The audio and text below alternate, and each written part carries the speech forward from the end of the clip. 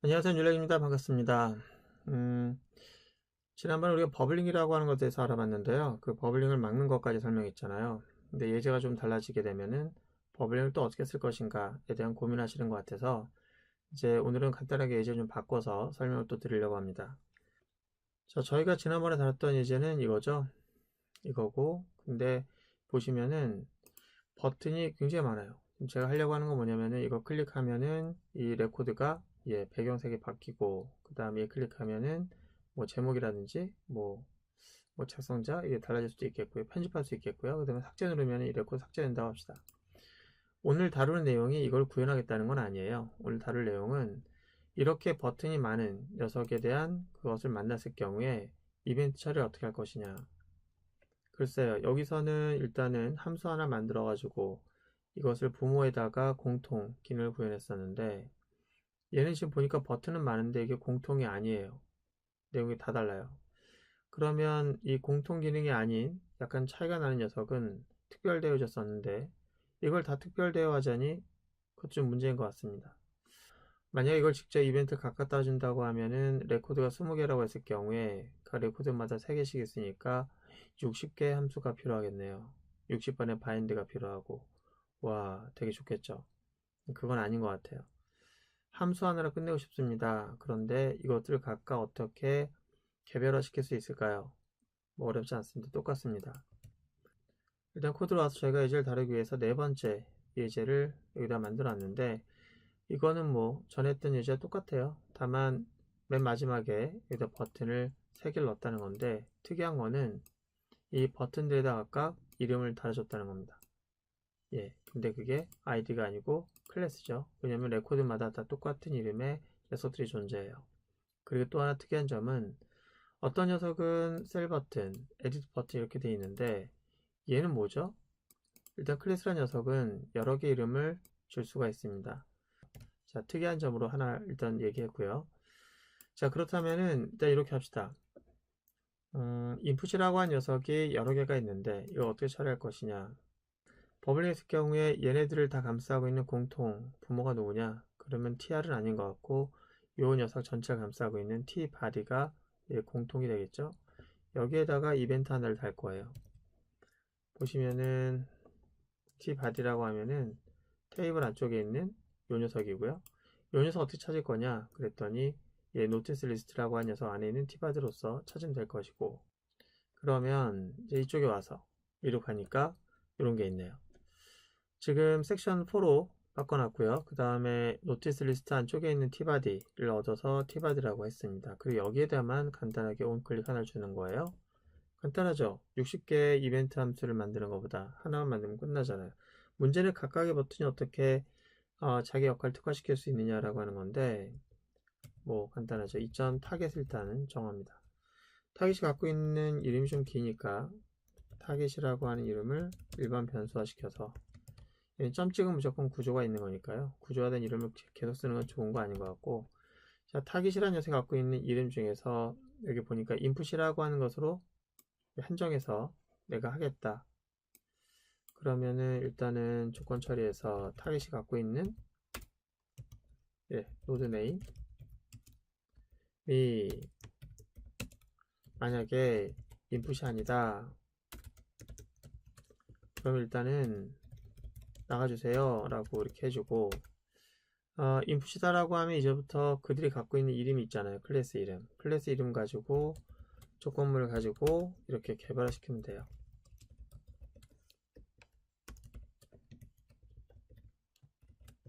근데 문제가 있습니다. 어떤 문제가 있냐면 비교라는 걸 할 때 기본적으로 사용할 수 있는 그런 비교 값이라는 게 있잖아요. 비교 값을 어떻게 할 것이냐. 일단 타겟이라는 녀석이 가지고 있는 클래스 네임을 비교해서 얘 같은 경우는 셀 버튼을 처리한 녀석으로 이렇게 하겠다. 자, 이렇게 해도 됩니다. 어느 경우에 클래스 이름이 하나로만 만들어졌을 경우에 뭐처럼? 얘처럼. 근데 일반적으로 여러분 퍼블리시 해보면 알겠지만 클래스라고 하는 녀석이 갖고 있는 이름 중에서 이렇게 단독 이름을 갖고 있는 경우는 많지가 않아요. 많지가 않기 때문에 이런 식으로 있지 않고 이런 식으로 있다고 하면 비교가 어떻게 돼야 돼요? 여기 있는 것들을 다 통째로 해서 여기 와서 이렇게 비교해야 되는 거예요. 그러다 누군가가 또 저기다 클래스를 더 추가하게 되면 비교가 안 되겠죠. 이렇게 비교하는 거 아닙니다. 그럼 어떻게 해요?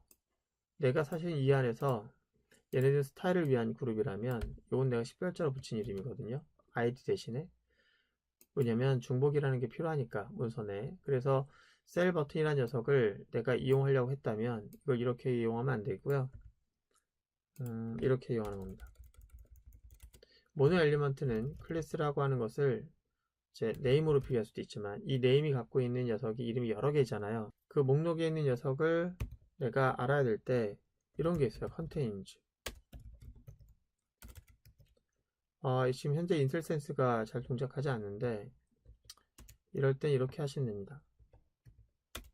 document.body 점 찍어서 클래스. 자, 도구에 한계가 있는 거죠. 도구가 이제 가끔 가다가 인식을 잘 못할 때가 있는데 보시면 여기 add 하면은 클래스명을 동적으로 추가할 수도 있고요. remove 하게 되면 동적으로 클래스명을 삭제할 수도 있습니다. 그리고 여러분들이 contains라고 하는 걸 이용하게 되면은 그 안에 쉼표로 구분된 목록들 중에서 내가 여기다 지정한 이름이 포함되어 있니? 라고 하는 거를 알아볼 수 있다는 거예요. 그래서 여러분들이 여기다가 셀 버튼이라고 하면 다른 이름 필요 없고요. 셀 버튼이 있느냐 라고 하는 걸 묻는 거예요. 그래서 이렇게 비교할 수 있다는 겁니다. 그러면 여기까지만 복사해서 잘라내서 일단 붙여넣기 하고요. 이거는 지우도록 하겠습니다. 가끔 인텔센스가 안되면 이렇게 그냥 편법으로라도 쓰시면 되겠고요. 자, 이런 식으로 마찬가지로 하시면 될 것 같아요. 여기도 마찬가지로.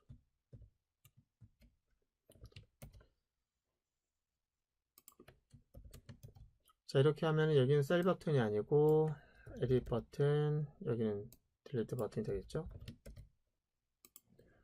자, 이렇게 되면은 이제 셀 버튼이 되면은 이 블럭이 실행될 것이고 그 다음에 에딧은 여기가, 그 다음에 딜리트는 여기인데요. 지금 괄호가 좀 빠져가지고 자, 그러면은 두 번째 문제입니다. 이렇게 특화시키는 방법을 여러분들이 하는데 버블링을 이용할 경우에 일반적으로 어때요? 네, 주로 이제 이런 것이 수반되죠. 이 녀석이 클릭되었는데 내가 다루고자 하는 대상은 얘가 아니고 얘도 아니고 그 중간에 어딘가에 있는 녀석이 될 가능성이 있습니다. 지금 내가 선택했다라고 하는 것을 눌리게 되면 여러분들이 할 건 뭐예요?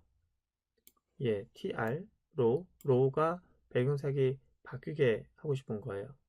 그리고 delete는 뭐예요? tr을 삭제하고 싶은 겁니다. 그리고 edit은 뭐예요? tr 안에 있는 제목이라고 하는 것에 편집이 가능하게끔 하고 싶은 거예요. 근데 일단 우리가 구현하자는 건 아니지만 기본적으로 패턴을 알아야 되겠죠. 그래서 이 셀 버튼 하나를 구현해 보면서 이 녀석을 찾는 방법에 대해서 얘기를 다시 한번 또 해야 될 것 같아요. 자, 그러면은 현재 클릭된 녀석이 자기의 부모를 찾아갑니다. 요거를 tr를 어떻게 찾죠? 물론 이제 구조가 완전히 굳어 있다, 정적으로 굳어 있다 라고 하면은 이 HTML을 보면 찾아갈 수 있긴 해요. 얘니까 얘로부터 찾아가는 거예요. 얘의 부모 parent element, 또 그 녀석의 부모 parent element. 그러니까 얘를 기준으로 해서 타겟이니까 얘를 기준으로 해서 parent element 두 번 가면 찾을 수 있긴 합니다. 그렇게 찾아가지고 하게 되면 자, 갈 수는 있긴 한데 자, 현재 타겟이 있는데 타겟의 parent element에다가 다시 parent element 하면 돼요. 근데 이렇게 찾는 건 굉장히 위험 부담이 있죠.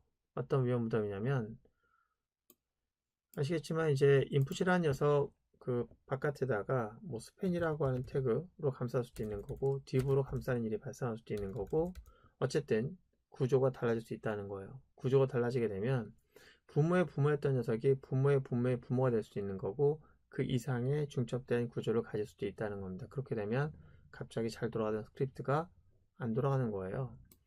그럼 우린 tr을 어떻게 찾는 게 바람직합니까? 순회를 해야죠. 계속 찾아가야죠.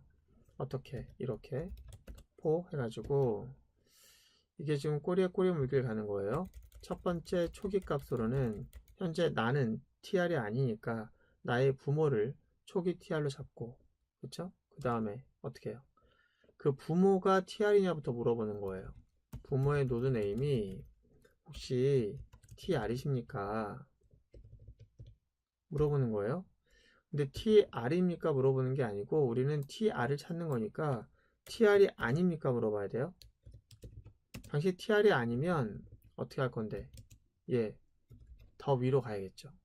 더 위로 가서 페어런트 엘리먼트 tr이 아닙니까? tr이 아니면 저 다른 더 위로 올라가려고요. 이렇게 하는 거예요. 그래서 이게 계속 반복되겠죠? 계속 반복돼서 어떻게 된다?